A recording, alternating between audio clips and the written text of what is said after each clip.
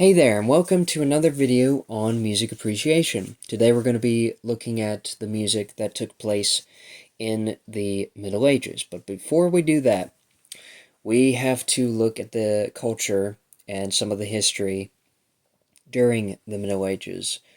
For example, uh, when you're living in the Middle Ages, imagine you living in a very, very small village experiencing famine, and you wouldn't be able to grow any vegetables or any kind of crops for your family to eat.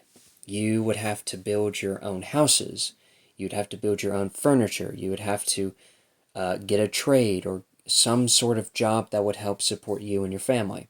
And even then, that wouldn't be enough to secure your family's line. Being a peasant back then was a very, very hard time to live in. However, if you went to the noblemen and up, you would have more of a rich life, at least compared to them.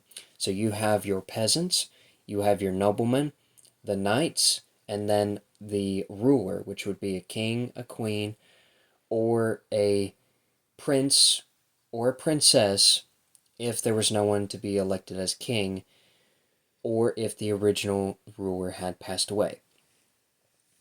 You would experience pestilences such as the Black Death and the bubonic plague of the 13th and 12th century that raged on in Europe and took about over 50% of its population, and even more so.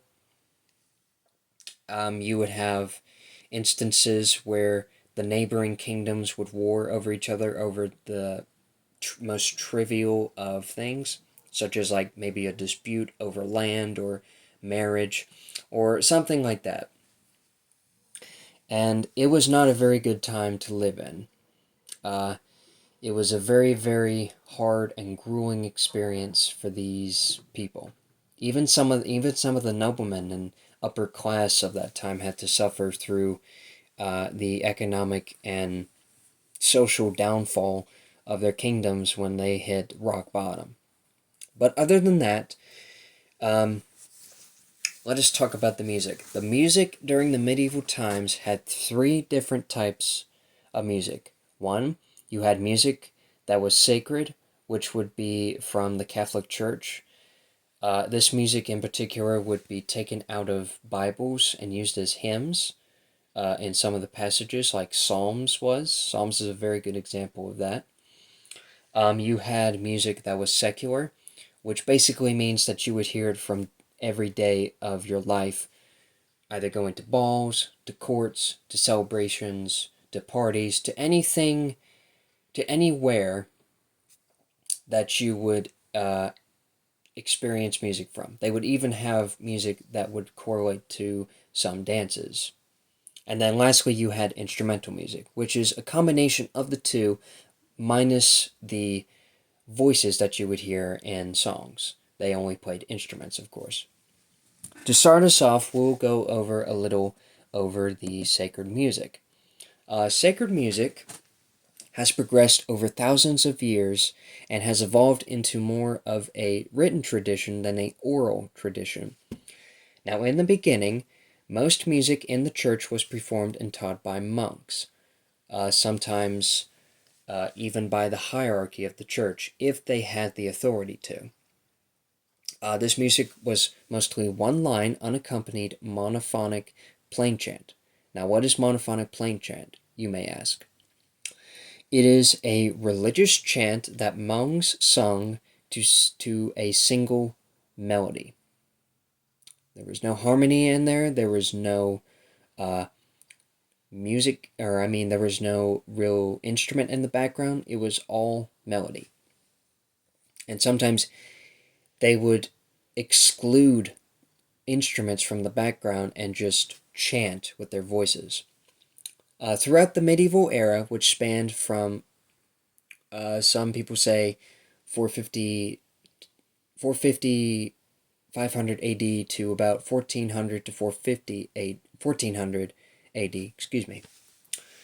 And thus early sacred music evolved from simple melodies afterwards that's sung in unison to complex melodies with harmonies. During the early part of the Middle Ages, however, sacred music was simple, despite it having more, despite it having more use in chanting, uh, with no accompaniment sung in Latin. That's another thing too. Latin was the main language used in the Catholic Church. You would hear Latin in every service, you would hear Latin in every song, you would hear Latin in every sermon. All throughout the Catholic Church's history, you would see services being used in the Latin language. There is no exception to it. These simple melodies were aurorally passed down from an older generation to a younger generation of monks over centuries.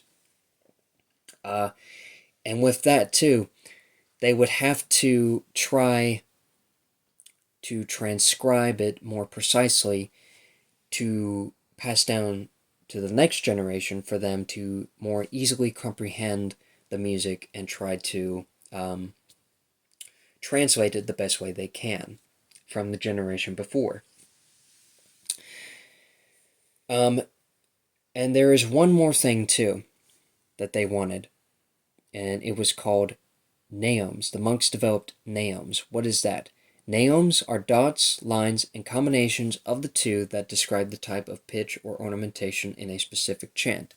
So when they just transcribed the previous works of the Catholic Church, either of the song or the hymn, they would be able to have names to accurately translate and to accurately depict what the piece of music is trying to sound like and say.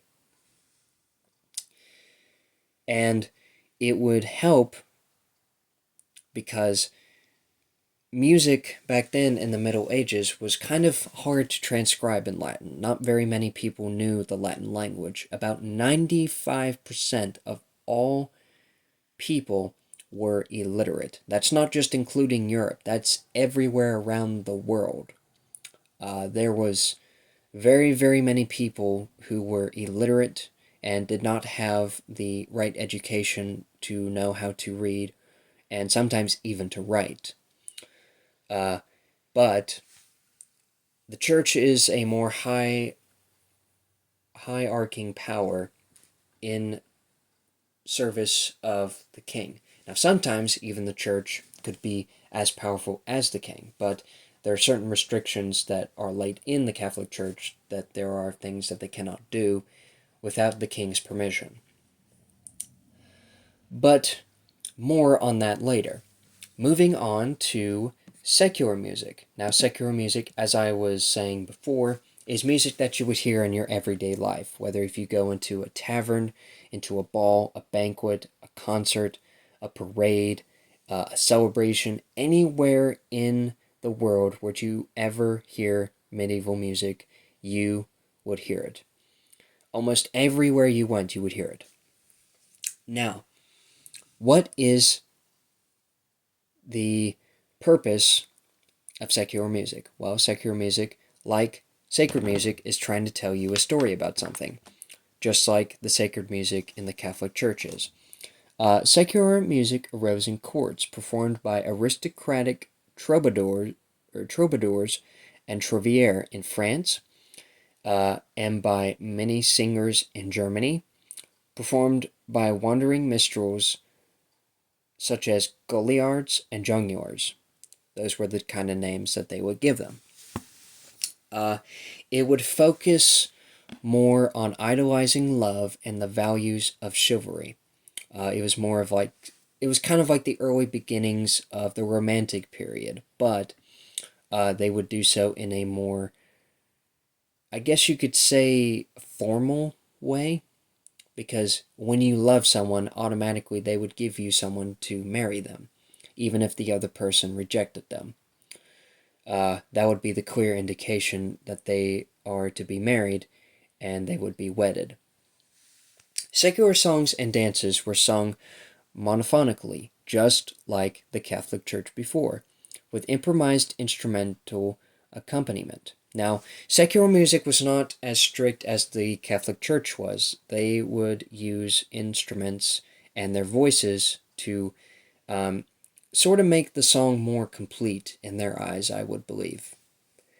And a man named, and I'm sorry if I butchered this, Guillaume de Machawit was a poet-composer of the French Ars Nova, or New Art in translation, who wrote sacred music and polyphonic chansons, secular songs, set to fixed text forms, such as rondeau, ballet, and vireale. More so on that, the religious wars known as the Crusades that took place around the same time that the Black Death took place, and more so afterwards. They had many, many crusades during this time. It enabled the exchange of musical instruments as well as theoretical ideas about music with the Middle East and Far Eastern cultures such as Asia, Russia, etc. Now, despite secular music not being as strict as, say, the sacred music of the Catholic Church, you could say that it was more expressive in its tone due to the fact that there was so much of it being played in the outside world, on the streets, in the villages, almost anywhere that you went. And now, with that out of the way, you have instrumental music. Now, instrumental music is music with just instruments. You would have instruments such as the viol, harp, psaltery, flute, shan, bagpipe, and drums. All of these were used in the Middle Ages to accompany dances and singing. And so were trumpets, so were horns used by nobility, and organs, not organs in our body, but the piano organ. Both portative and positive appeared in the larger churches. And sometimes the Catholic Church would use these instruments, but again, they were strict. The medieval music development with the furthest reaching consequences for musical performance was that of polyphony. The performers and the performance in general had the most important development in the wake of polyphony. And there were refinements of rhythmic notation that would be necessary to keep independent melodic lines synchronized. Now, when you first look at this, it's obvious that the visual method of vertical alignment was used. However, later on, as upper voices, like soprano and up, became more elaborate in comparison with the chant-derived lower ones and writing in score, it wasted space. And this would be some sort of a problem. A more symbolic methods of notation or notating rhythm developed, and most importantly, in and around the new Cathedral of Notre Dame in Paris. Excuse me. Now, with all of these combined and to be compared to one another, Catholic Church against secular music, sacred music against secular music against instrumental music. Now, what is there to take away from all of this?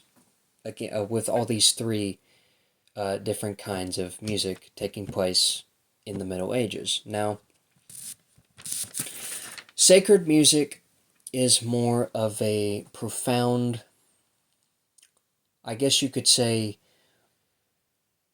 more profound, overarching story that we should be loyal to God and Christ Jesus, who died on the cross for the sins of all humankind.